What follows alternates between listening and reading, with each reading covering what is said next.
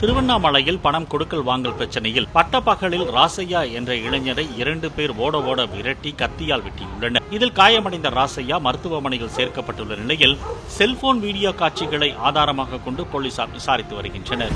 நெல்லையில் நீதிமன்ற வாயிலில் இளைஞர் மர்ம நபர்களால் வெட்டி கொலை செய்யப்பட்டுள்ளார்.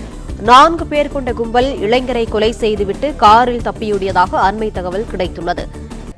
சென்னை அம்பத்தூர் மீனாம்பேடு சாலையில் நேற்று இரவு மதுபோதையில் பட்டாக்கத்தியுடன் சுற்றித் திரிந்த 3 இளைஞர்கள் வெட்டியதில் 5 பேர் படுகாயங்களுடன் சிகிச்சை பெற்று வருகின்றனர். கூடுதல் விவரங்களை செய்தியாளர் கதிரவன் வழங்க கேட்கலாம். கதிரவன், வணக்கம்.